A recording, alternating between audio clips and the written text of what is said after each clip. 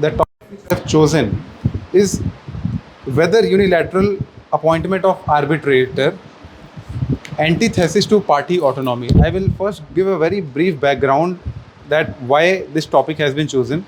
As we understand that institutional mechanism of arbitration happens where a body setup brings the parties to a dispute and they have their own set of rules and procedures and their own panel of arbitrators from where the parties selects the person to adjudicate the dispute.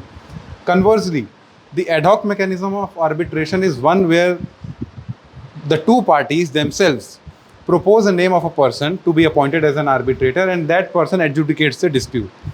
Now, the issue is whether the unilateral appointment is antithesis to party autonomy.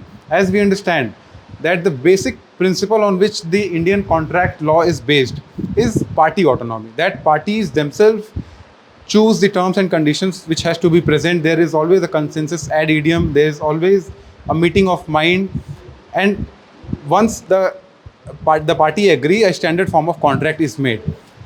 Amongst other clause in the contract, there is a clause on governing law and dispute resolution. The governing law clause says that the contract will be governed by so and so law and so court will have an exclusive jurisdiction to adjudicate. Likewise, the dispute resolution clause says that any dispute arising will be first settled through negotiation, and if negotiation fails, the party will settle the dispute through arbitration. And in case of sole arbitrator, the arbitrator will be nominated by the party who is issuing the contract. This is a standard common practice followed in India. Now, to support my claim, I am proposing that unilateral appointment of arbitrator is not antithesis to a party autonomy because it has a balance of equilibrium. There are different parties, there are different forms of contract, then there are standard forms of contract. But before going into the detail, let me first bring out the foundation of arbitration, how the arbitration has evolved, especially in India. So earlier, it has its roots in the Vedic period, where a senior person of a village was chosen to adjudicate a family dispute. So it was later converted into panchayat. So there, a common person was always involved to resolve the dispute.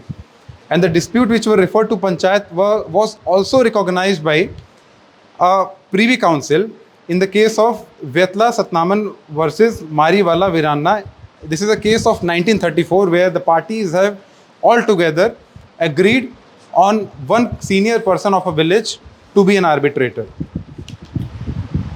Now, when we talk about the statutory provisions, Section 11 of the Arbitration Act talks about the appointment of arbitrators, and it makes very crystal clear that who can be an arbitrator.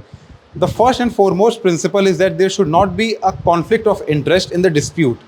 The person who is going to adjudicate the dispute should not have any locus standi and conflict of interest. That's the grand principle against which the appointment is made. Then comes the second debate, that the party who is appointing the arbitrator is in a strong position and there is no bargaining power, the other party says. But there are different instances. If we take example of different standard forms of contract, for example, if you buy a home, you enter into a home loan agreement. That's the standard form of contract which bank has mandated. It has a provision in the agreement, and you agree to that provision, and subsequently there is a dispute about the appointment. Now, from the very practical perspective, a very common man who has no understanding of arbitrator or the law or appointment procedure will face a lot of difficulty. If I have the opportunity to present a data, in 2022-23, the financial year, the amount of expenditure which was incurred on arbitration in India was 40,000 crores, which was paid in the form of arbitrator fees and litigation expenditures. So, keeping all these things in picture, what I feel that the Act has a very crystal clear provision. There is no issue in that. But recently the expert committee which has been formed by the Ministry of Law and Justice believes that there is an element of bias there is an element of inequality, but we have to understand that arbitration has a very different scenario in a different case. A case involving Reliance, Vedanta, and Amazon is completely different, and a case where arbitration clause is made, where a common public is involved, like insurance contract, bank contract, your home loan contract, where you do not have access to person, and for getting the access, you will have to pay hefty legal fees.